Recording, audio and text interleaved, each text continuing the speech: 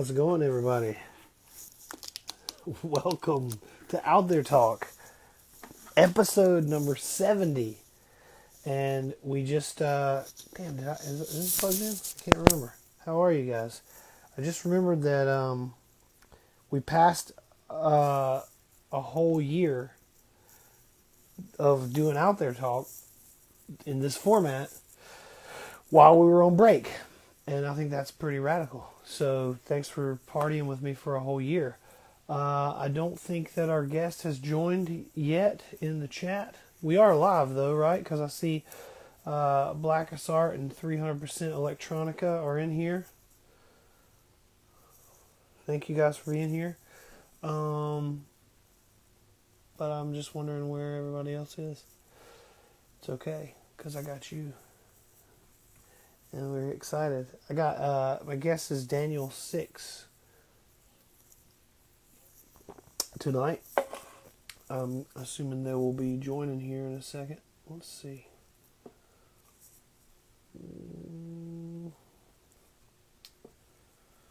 I don't see them.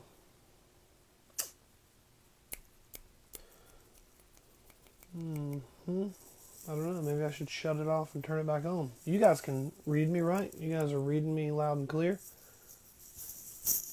feel like I got everything plugged in right. It has been a minute since I did this. Hopefully everything's going good. Maybe our guest is fashionably late today. I don't know what's happening. Okay, cool. Sounds good. Cool. Well, I'm glad y'all are here. I don't know. Maybe, I don't know. You never know. Like sometimes you have a bad web connection, you know. But I did just speak with them a moment ago, so maybe they don't know what's going on. Maybe they don't know what's going on, man. We'll give it a few seconds. How's it going? How have you guys been? I don't know. I want to talk about stuff. Here we go. Hello. All right. What's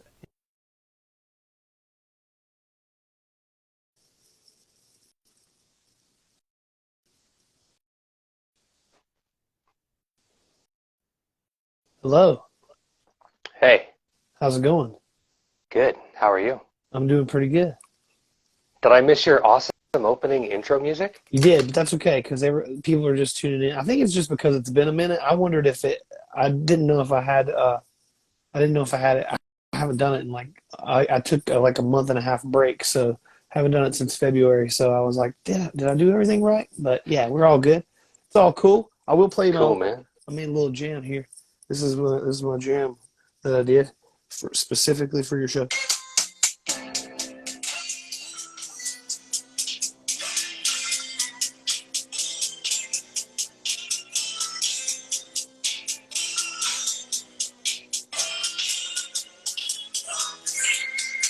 That's for you. I like that. Thank you, brother. I You're like very that. welcome. Welcome I'm a to big Out There fan of Talk. your intro music, Oh, man. really? Well, Yeah. I should save the recording. Sometimes I say it. Sometimes I text them to myself before, and I've never like put them into anything, but I do save them, and I am working on things. So maybe I'll make something of it someday. I just feel like I'm learning every time I play with it. You know, that's the kind of thing where they say, "Oh, you're never too old to learn," and I go, "Oh, if I had the time," but I've been doing it over a year, like a couple nights a week, so I do actually learn something every once in a while with it, so that's fun.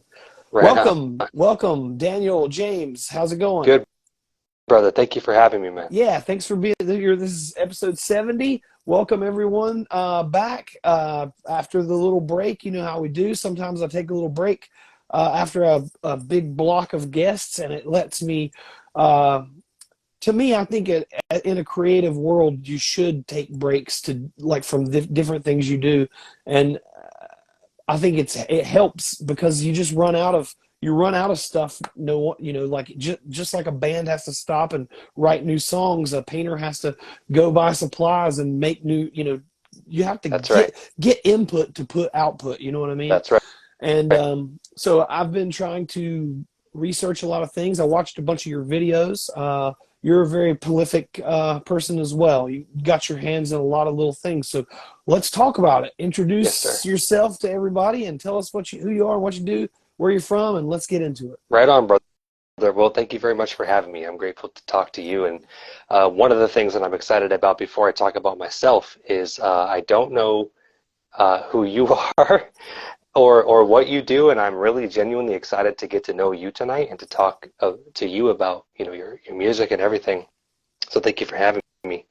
My name is Daniel. I am an actor, a filmmaker. I teach metaphysics both privately in sessions and also on my YouTube channel and through my films. So I'm just somebody who's genuinely passionate about the expansion of consciousness. I personally believe that everything is consciousness, everything is quantum probable energy, and it's governed and dictated, motivated, and created by our consciousness. So any way that I can explore more of that concept and channel that into both my art and my music and my films and the conversations that I have with a stranger at the grocery store, or the most important piece of film that I ever make, or a video that I do for a client, I just want to infuse and imbue and charge everything that I do with consciousness, and that's sort of like my mission. Right. Okay. And so where does that lie? Like you have quite a few different, it seems like there's a few different things that you do. So I feel like your interests lie, a lot of them with metaphysics, but you said, let's talk about metaphysics. Let's talk about aliens. Let's talk about, you have a couple different podcasts. That's right. so meta. I didn't find any of didn't really look at your YouTube channel. I was scrolling down through the Instagram. Yeah, man. But the Celestial Oddities, pair of normal guys, paranormal, got it. Yeah, and, yeah. I saw the Spirit Contact Protocol. OMA is a film you're working on, That's right. It's finished. Reality Working on Mechanics. Got a lot of things going on. So let's see. I guess let's go back. Let's start where you say you're from Pittsburgh. I live in Pittsburgh, Pennsylvania. That's right. Right on. And so where did your journey begin? Well, I was born in Orange County, California in 1986. No, really, I mean, I think I like to say that my journey began, at the point of the spiritual awakening. You familiar with the spiritual awakening? I think everybody's sort of had one to a degree. Right. Mine started in 2012. And I often tell people that a spiritual awakening is triggered by a catalyst of some sort. You could be going through a challenge in your life, some sort of trauma, generally speaking, some sort of shadow experience tends to motivate or instigate a spiritual awakening, and mine happened in 2012. So I was dealing with some really difficult medical challenges. I was going through a divorce. I worked a soul-sucking job that I fucking hated. I don't know if I can cuss on this show, but I fucking hate it. Don't ever work in collections, okay? I was a collection agent in a call center, okay? Okay, spiritual awakening. And all of those things sort of culminated to a point where I had like, what do they call that? It's like the straw that broke the camel's back in a sense, that crescendo, that pinnacle of just so many things going on where my physical vessel, my avatar of Daniel, he needed more. He needed to know, why are these things happening? What's behind the curtain? What does this all mean?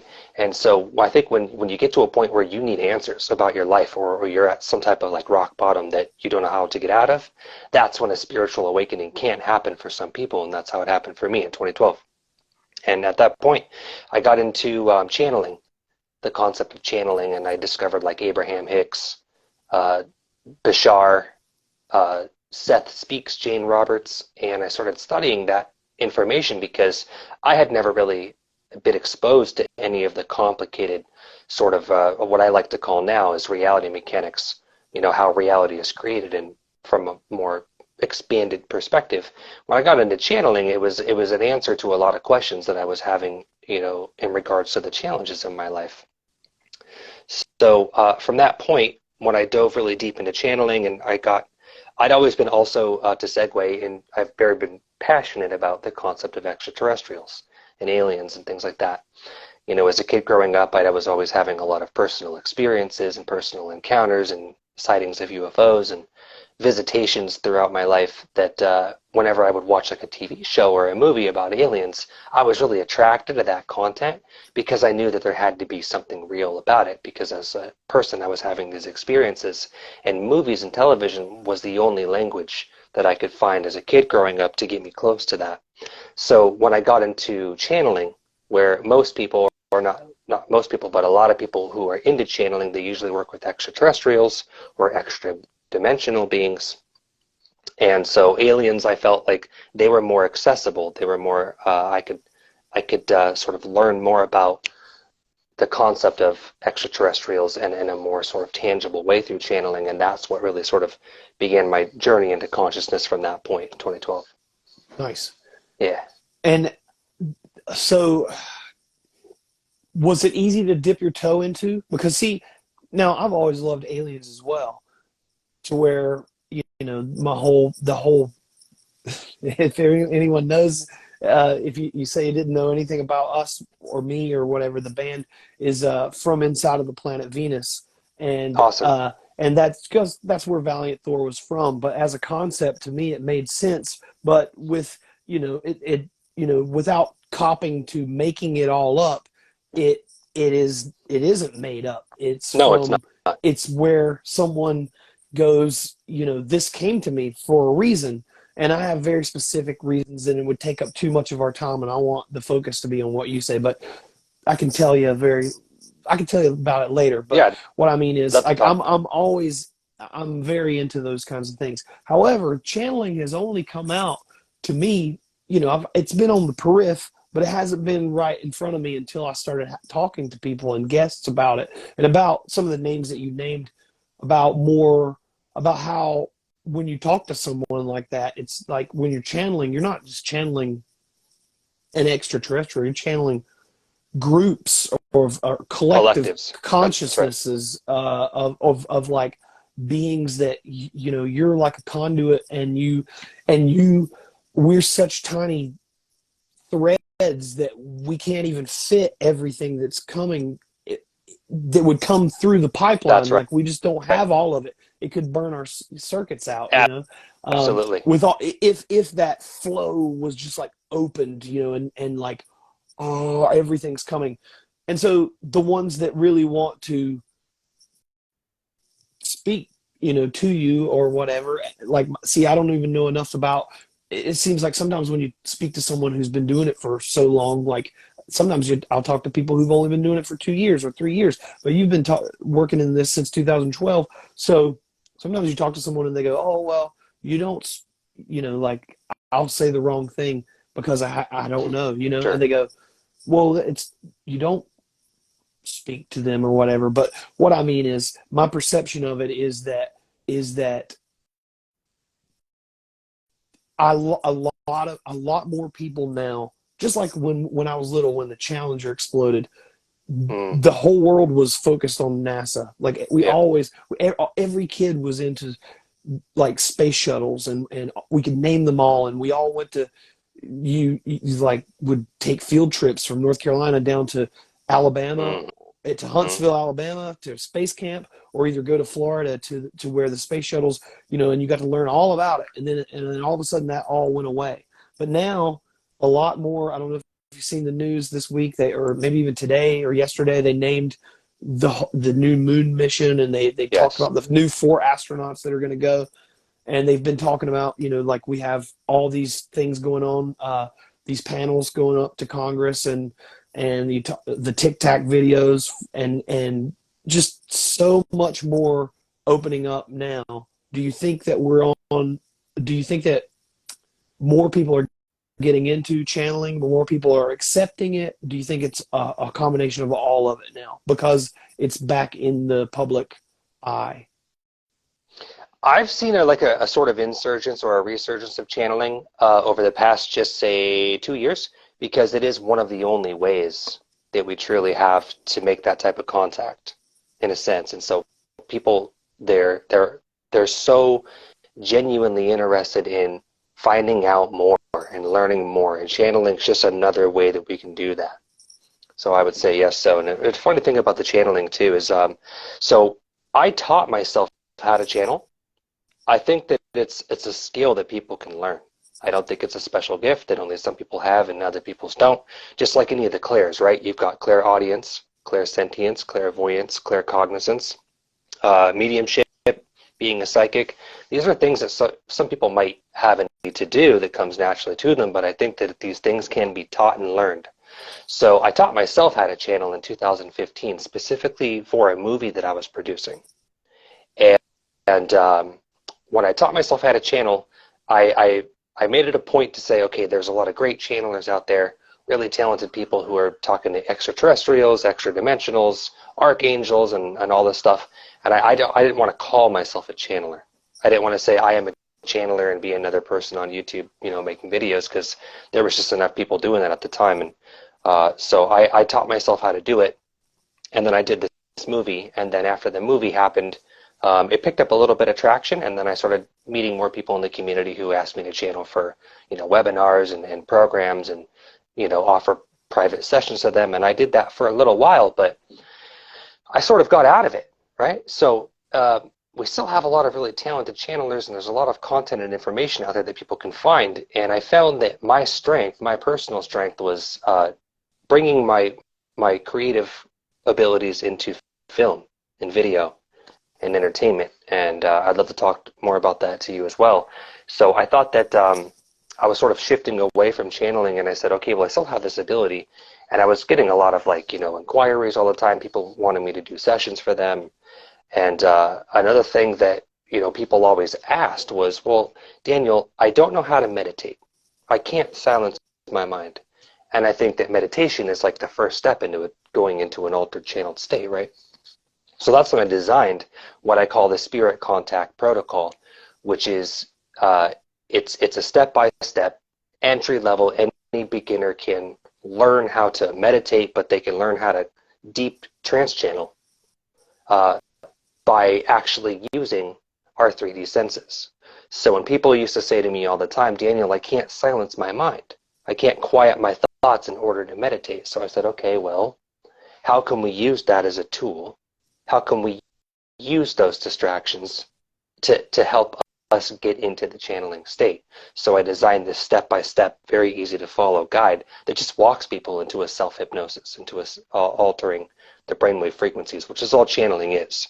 So channeling basically is like there's brainwave frequencies. You've got alpha, beta, delta, theta, gamma, epsilon. These are brainwave frequencies that, right? Yeah. So you can consciously shift your brainwave frequencies at will with the right steps, the right protocols, the right processes. Right. So I just designed a protocol that helps people walk into that step by step. It is difficult. It is difficult sometimes to silence the mind.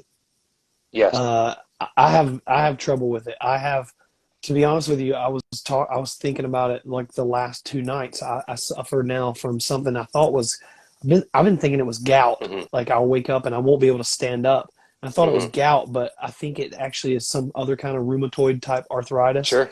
And like I have inflammation in my feet, and it'll be one for a few months, and then it'll shift and be another one, and then right now it literally is both of them at different levels.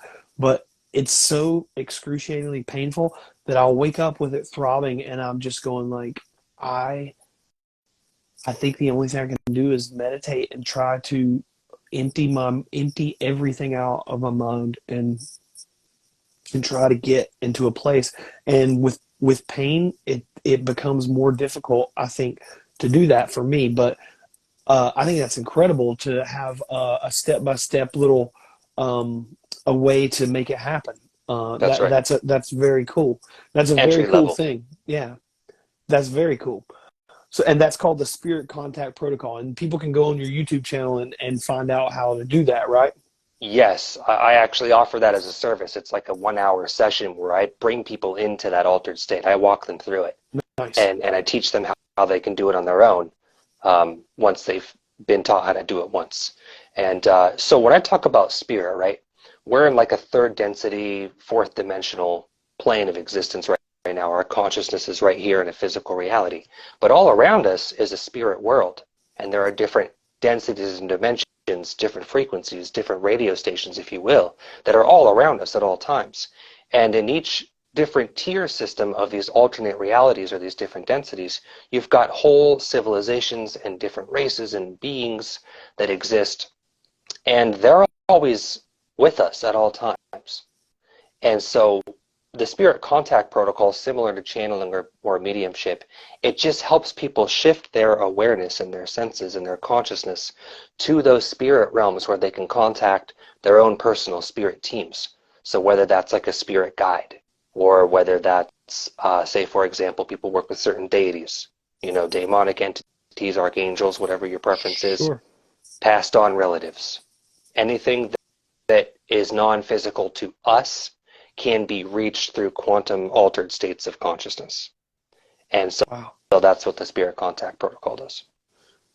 And so I guess coming up with this all on your own, and you're able to, I guess sometimes it seems like a lot of channelers and a lot of people who either are innately born with these gifts or come upon these gifts, discover their own gifts, they become limited to them because they are in contact with some, archangels or some angels, or some of them have different collective groups of extraterrestrials that they speak with. That's right. But you're saying that, not only do people have ones that are connected to them through the past or through their own ancestors or through reincarnation, but you're saying that you could probably get in touch with almost any of them? Yes. Or is it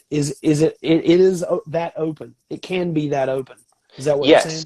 Yes. And then I love that question. Let me try to explain this just for the sake of analogy's sake, right? Okay. So if we're third density, for analogy's sake, or fourth dimension, then you've got beings that exist in a fourth density. And you've got beings that exist in a fifth density, in a sixth density, in a seventh density, 8, 9, 10, 11, 12, maybe forever, right?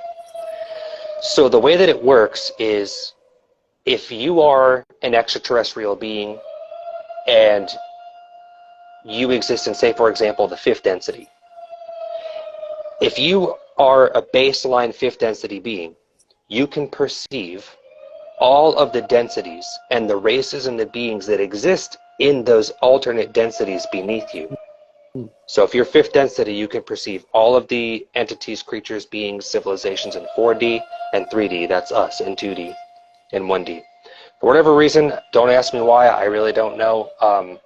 But without these types of quantum meditations or certain types of technology, third density beings can't perceive up the ladder. So we wouldn't be able to perceive a fourth density being or a fifth density or a sixth density without special protocols. Right.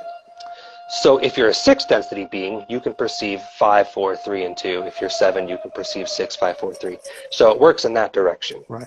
And there are total civilizations of entities and races and collectives just like us, in their own respective version of physics, in every different density tier, which is really just sort of a gradient of consciousness. Right.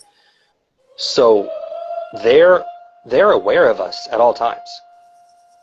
Right. They can see us, they can access us, they can be with us, even if we can't be with them in the same way, because it's just a limitation in the way consciousness works for the sake of our development.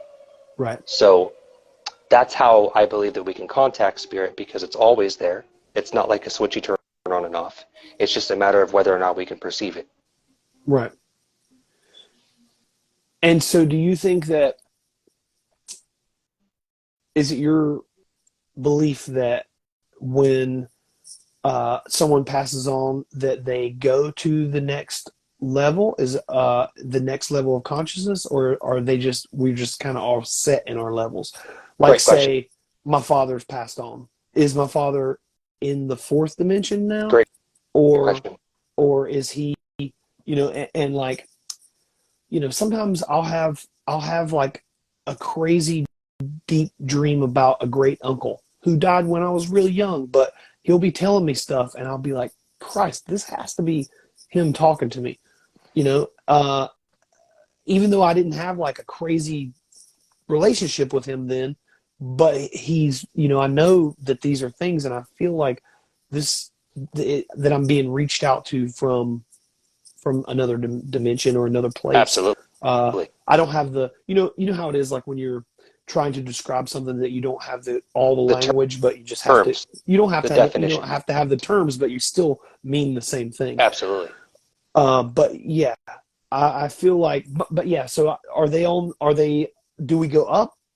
Or we don't know? Is it we just kind of guess that we're, you know, I mean, to be honest, like I don't know how we would know unless we contact them and they told us that. But otherwise, can we keep going up, or do we stay in one like plane, but then beyond from that plane, maybe we our eyes are opened to our third eyes might be opened to the other levels. That's a great question. Yeah. What if I told you the answer is both, and we can expand on that? Okay. When we pass away, there isn't one definitive thing that happens to all of us. Okay? Okay. The thing that happens to each of us individually after our death is going to be motivated by our belief structures and our belief systems that we collected and that we assumed throughout our lifetime.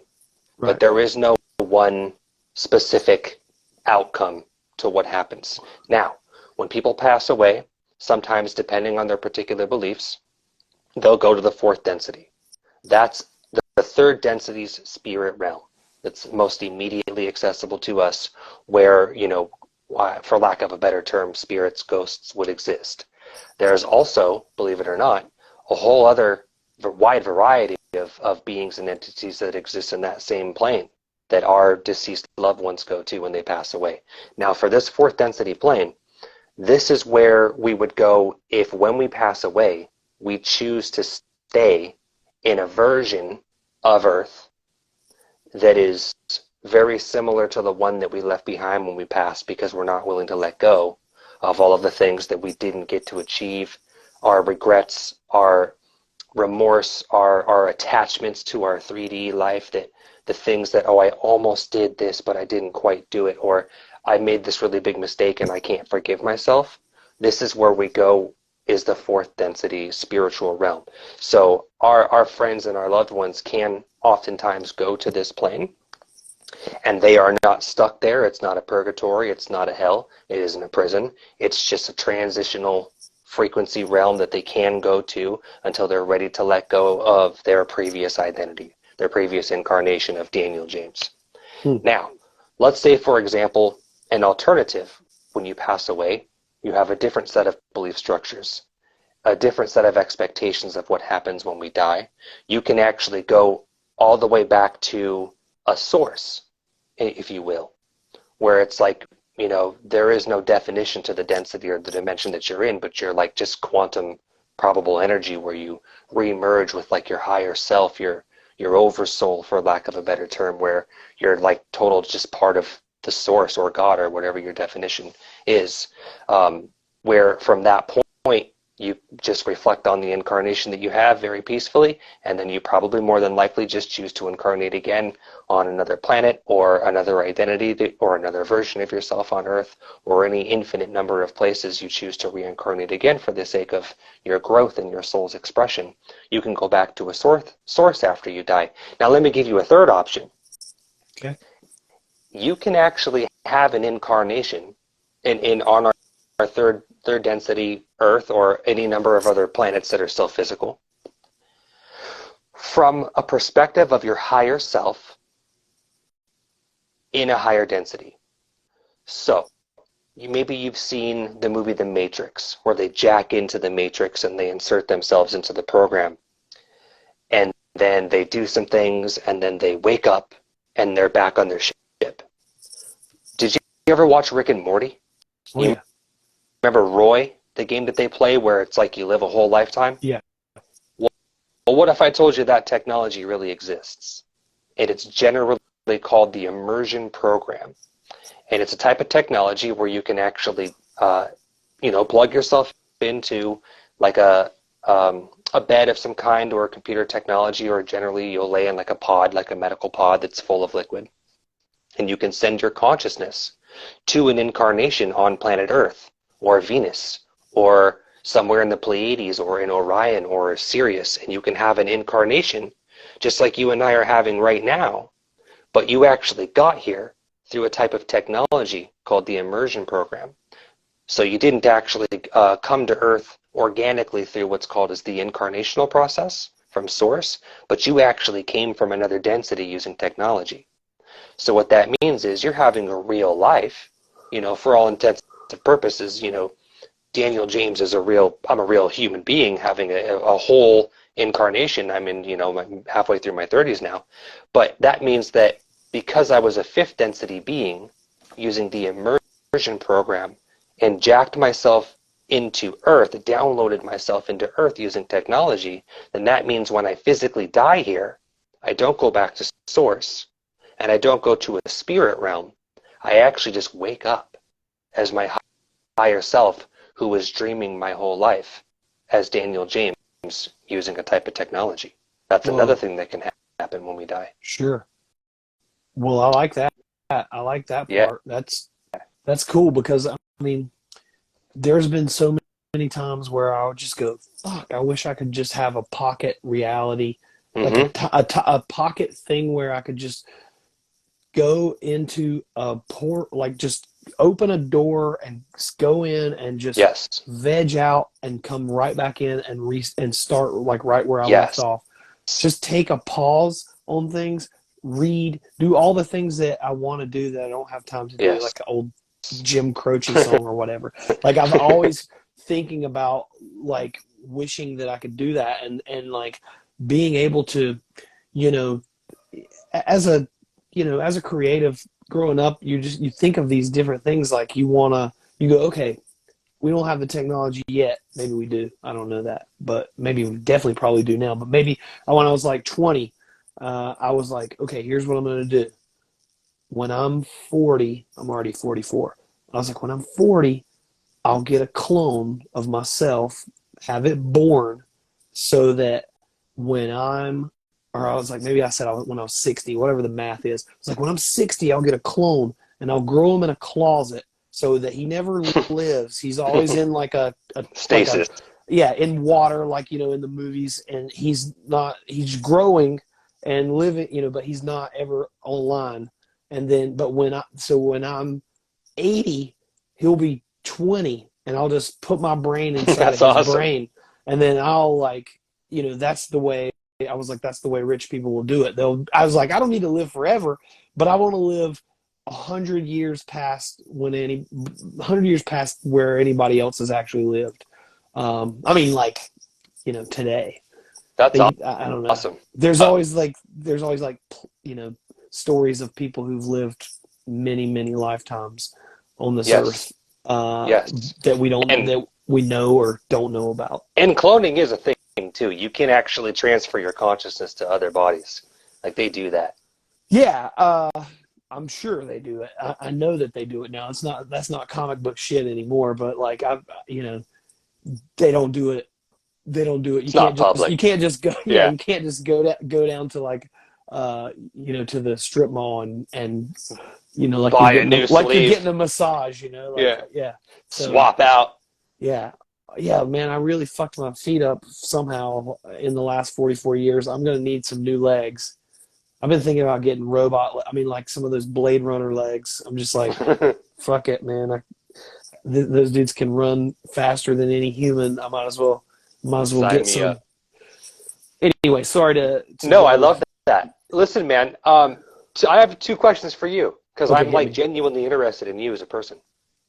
Could you tell me about your music, and could you tell me as much as you're comfortable with that you know about Venus? Well, as far as I know, I mean, as far as I've studied and talk about, I've been in a band. I'll tell you the story I was going to tell you earlier, but Please do. I'll make it Oh, short. But okay. the reason that I'm on the path that I'm on now is because in '97, I met my best friend, and we started a band together, and we had that band until like 2000, and then we started the other band that became the band that I'm still in, and that we just had like our 20-year anniversary last year. So it was like 98, basically 98 to 2000-ish, 2001-ish was this first band. And then 2000, we played our first show in 2002 all the way to 2022 was our 20-year anniversary. So uh, we had this band, and the first band was called Lo-Fi Conspiracy. And do you know what clip art is? I mean, Yes. yeah, okay. So I don't think it's a thing anymore, but back when in high school, people would be in the high school, the newspaper in your high school would have these big binders full of like almost like flash art, like tattoo people use, like tattoo artists use. But it was just these little things that would have all these like hearts and pump jack-o'-lanterns and stuff for whenever you were doing a newspaper for your school and you wanted to.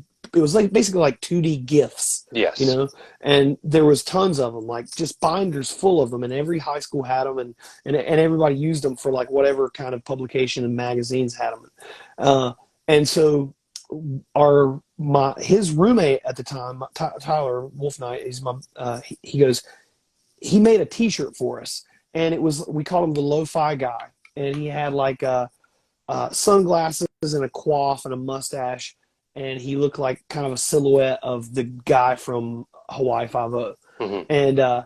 And we put it on all our stuff, on our tapes that we made, like and on our T-shirts and stuff like that. Flyers, we used it, the Lo-Fi Guy, and then fast forward to 2004, and I'm already out of college. I've already finished my grad school. I'm a sixth grade teacher in Chapel Hill, North Carolina. We moved like from Greenville to Chapel Hill so that we could play.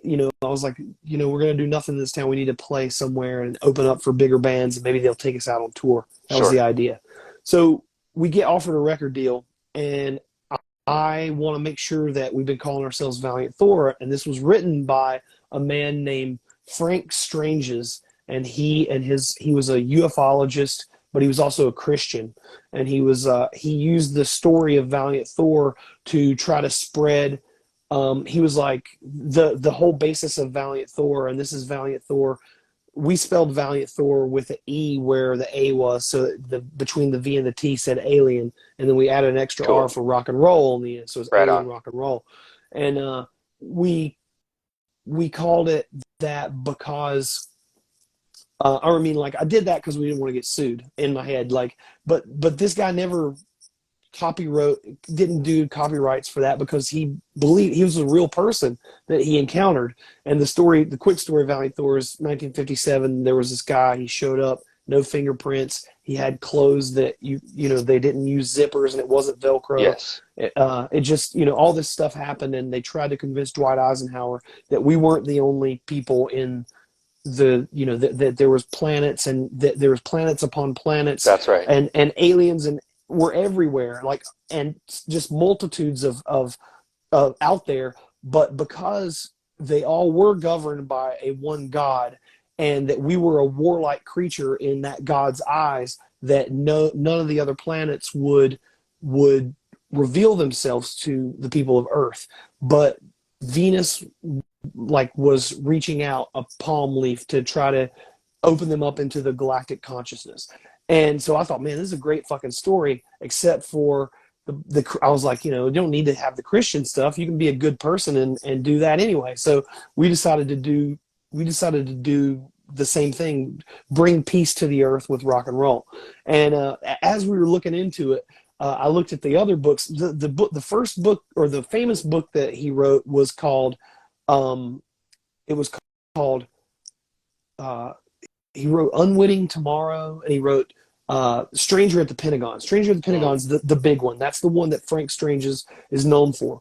But he wrote a book this was 57. He wrote a book a few years before that called The Mysterious Man in Black, number 666. Mm-hmm. And I was looking for it, and the cover of the book, do you know what the cover of the book was? No. The cover of the the book was that fucking piece of clip art with the lo-fi guy on it.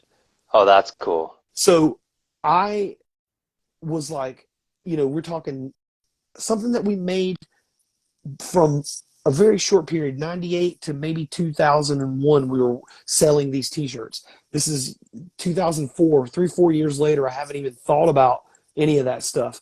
But he wrote and made that book in like, I think, so 57 it all happened.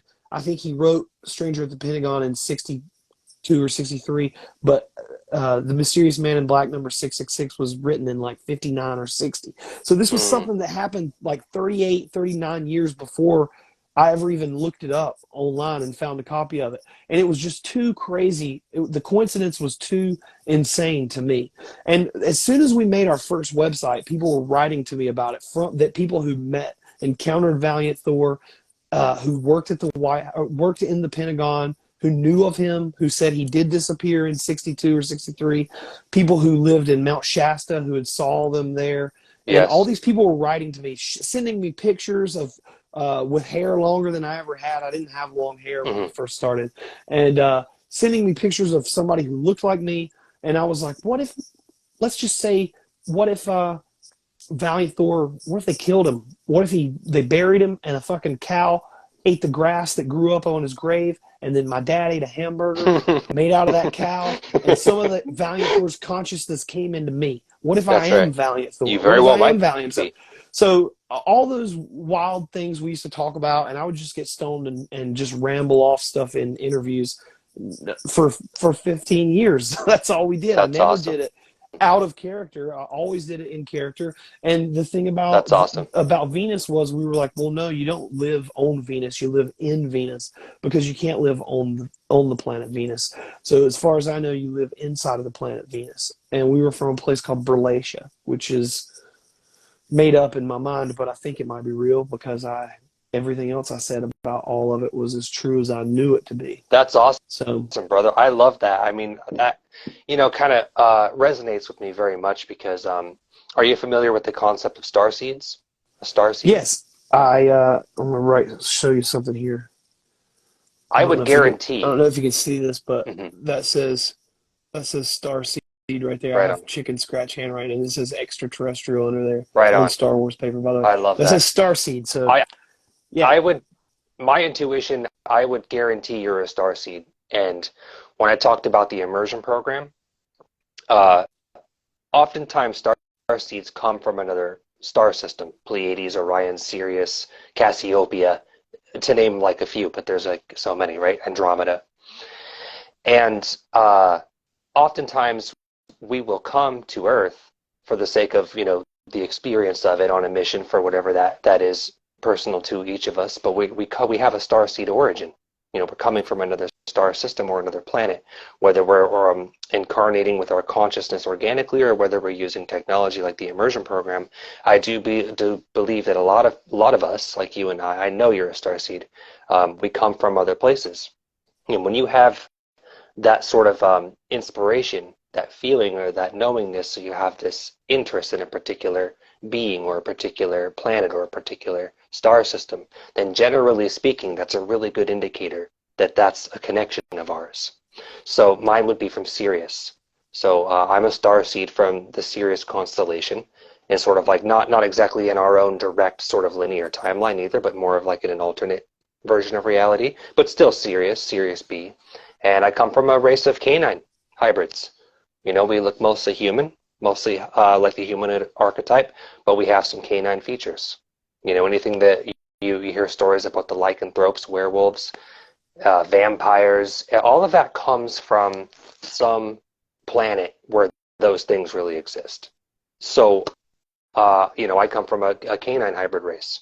Most of us could pass as humans, but a lot of us, we have canine features that would be harder to hide.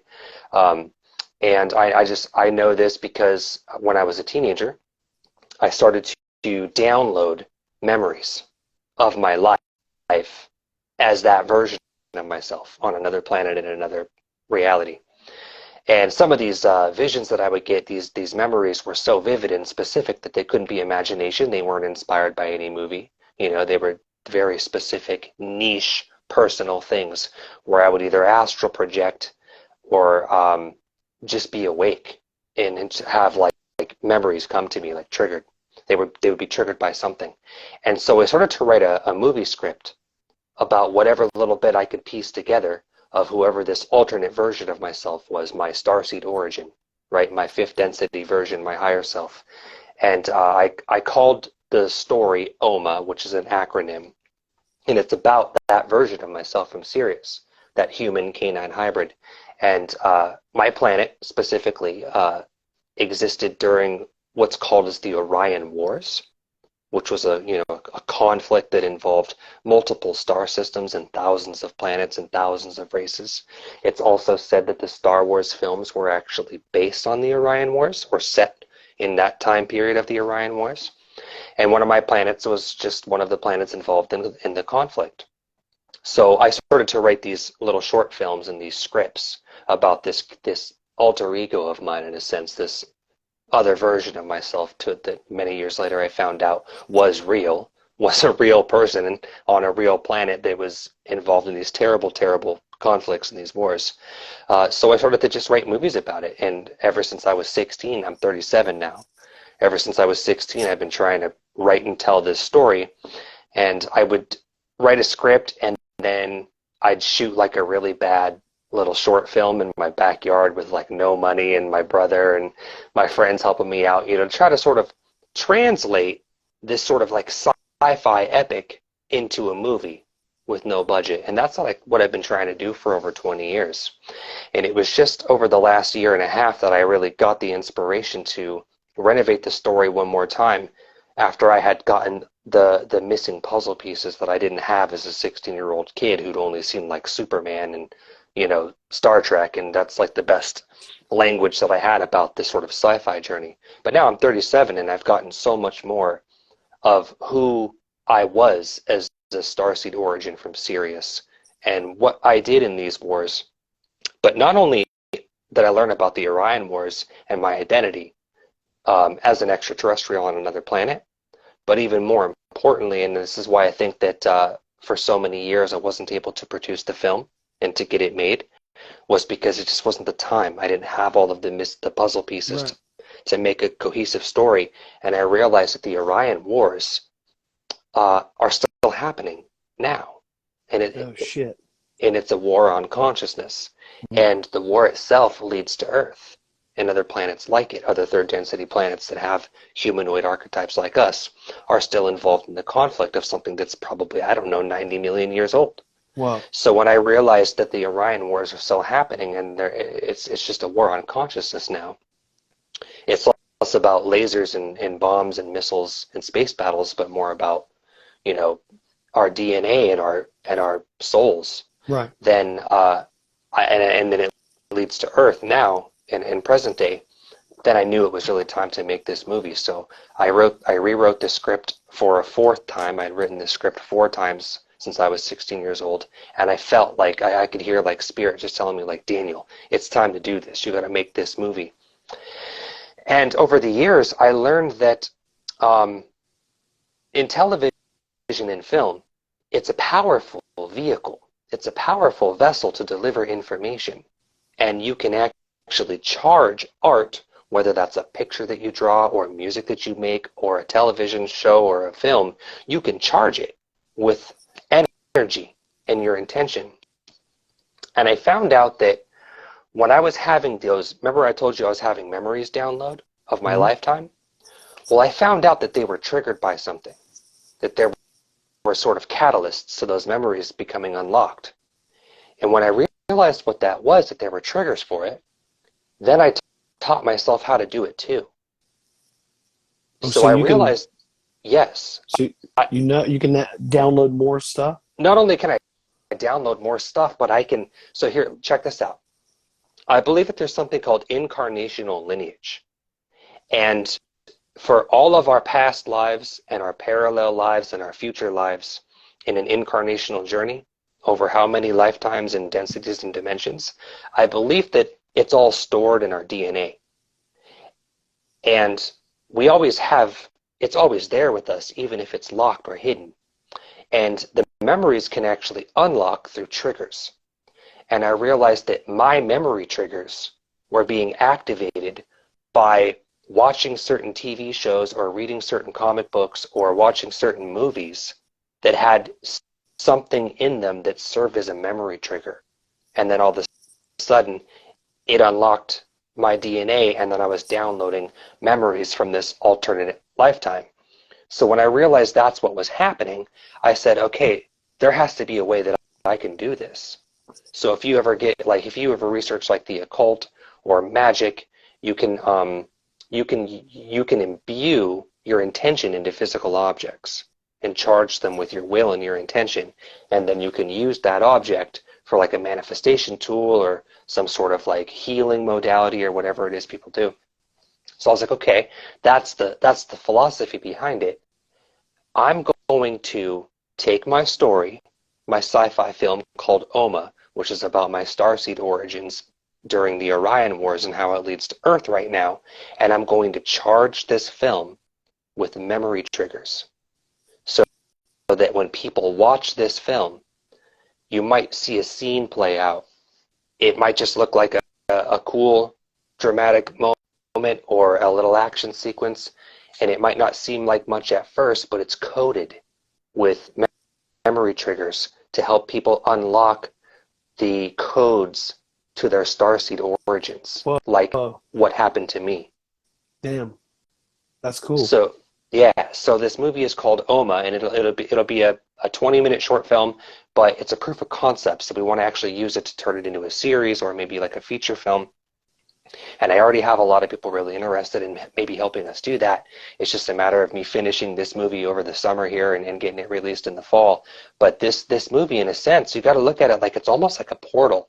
It's like a portal to another planet, because if you know how to code and imbue your art with a certain type of intention and a certain type of energy that you know that when people perceive it, it can actually help them discover more about themselves too, and maybe unlock things and memories that are hidden within themselves too, and then maybe they can actually learn more about their starseed origins, then that's my mission.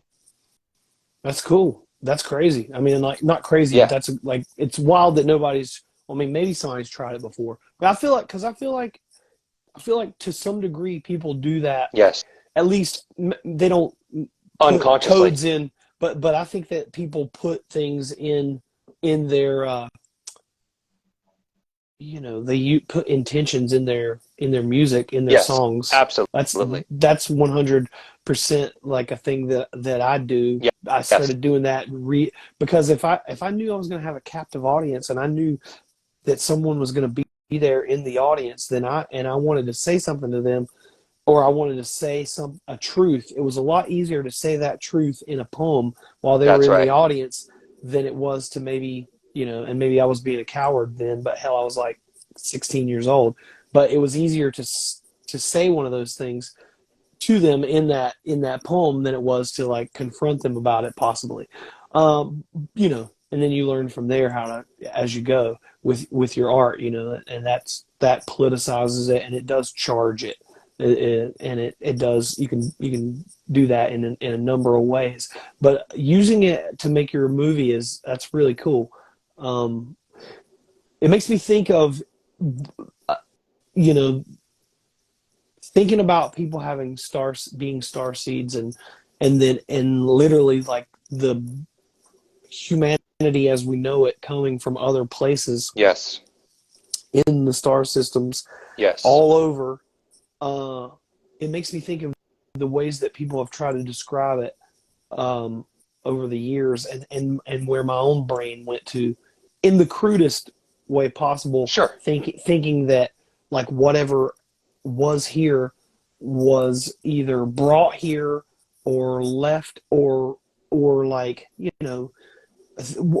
there I know that I thought about this, and then read about it somewhere else where someone was like, oh yeah, some aliens just came and either operated on what was here, or either that aliens just fucked the apes and that's where we came from, Hmm. or they gave them, in my head there was like they gave them tools and made them learn. No, they fucked the apes, and then their offspring was the humans, or something like that, you know. And that's, you know, obviously probably like just really crude and a simple way of looking at something like very crazy that I can't even imagine what happened when they had different experiments. But was it more than one? Was it more than one that brought us here? Was it, um, did we organically grow and they used us as something to, you know, were we used in a way that was helpful to them, whoever they are, you know, like that? These are questions that I always think about, like, and it could go on and on and on, you know. Did we, like, were humans manipulated in some way by an extraterrestrial race to become what we are? And for what end? For their own end, so that they could, uh, so that they could project consciousness to us from very, very far away, so that they could keep tabs on it in case this was going to be a place that they needed to bring their race to someday, Mm-hmm. in case their war destroyed their planet. Mm-hmm. Was it, you know, that was the Valiant Thor story in my head, was that, hey man, this was a convenient place, like we're right next door, you know. And you look at what we did, that was the story ultimately. Like 2012 for us, we had been a band for a decade, and we were like, when we get 2012, it's got to be bang for world peace, and not bang like sex, like bang your head for world peace. Sure. We'll use music and tell everybody that, look, we destroyed our planet. We destroyed Venus. We can't live on Venus. Venus used to be just like Earth. You could Yes, live, that's right. there was cities on the out, there was That's right. growth, there was trees, there was atmosphere, and it's been destroyed. It was And just now, like Earth, and there were people just like us there. right. And now here's where we are, and this is us now. But what you're doing is you're ruining Earth. You're killing it, and it will be like Venus eventually. And we don't have anywhere else to go that's close by, because the technology that we had is lost. It's either in another time stream, another dimension, but we don't, or like, you know, in my head, like maybe they're hiding the technology. Maybe we do have the technology to I go. think we do. We do have Well, it. I Yeah. think you might be right, but at this point, in my head, I was like, we don't have the technology, or not all of us are going to be saved. Not all of us are going Right. to another planet. You know, like if there was a big catastrophe right now, not all of us would make it. Like not everybody. There's not a plan to be like, oh yeah, we actually got these ships. Let's split. Let's get out of here. We got to go. No, fuck it. It's gonna be lost. So that was the whole thing, was like, realize that, you know, throw your guns down, listen to a song, everybody at the same time. Not like, oh, it's 12 o'clock in Tokyo, it's a new year. You know, like, no, I'm talking like everybody at the same moment, and this, pretend like it's this time zone, everybody at midnight at this hour, the whole of Earth, even if you're at war, take a break, stick your earbuds in your ears, turn on your iPod that they don't even make anymore, turn on your iPod and listen to your favorite song.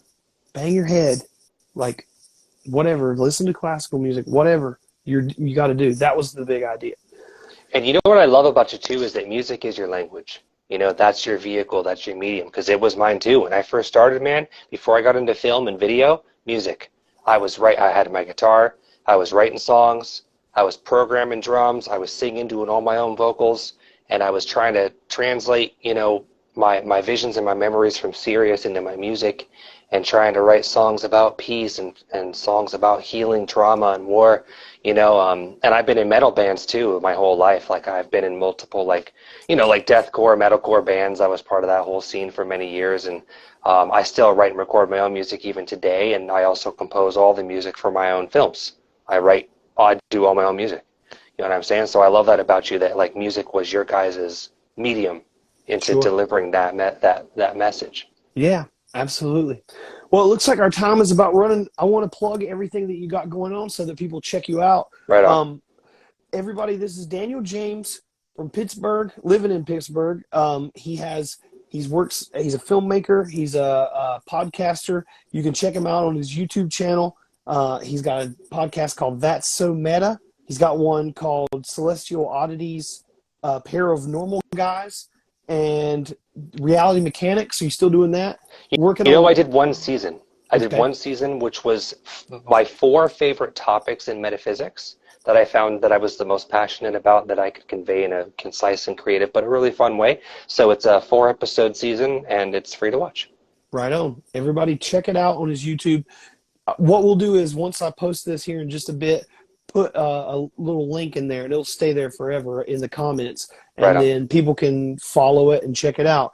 But please, everybody, check him out. You can book time with him. He'll teach you the spirit contact protocol. That's right. And I really, really appreciate you. I'm so grateful to Kalina and Rob for introducing us and having them have you on the show. So thank you so very much for coming on, Daniel. I appreciate it, and I'd love to have you back. I feel like we could keep on talking all night. I'd love to, But man. I really resonate with you. I think you're an awesome guy. I hope that we can talk, and I get to know each other. I think you're really cool. it means a whole lot to me, and I'll invite you back. I'm always Right looking on, for man. more guests. So I'll be here. everybody tune in tomorrow night at midnight. We'll have another guest. My brains are too fried to remember who it is, but I'll post a flyer after I post this episode here in just a second. So in the meantime, tune in, Right on. tune out there. See you again. Thank you, Daniel. Bye-bye. Peace, brother.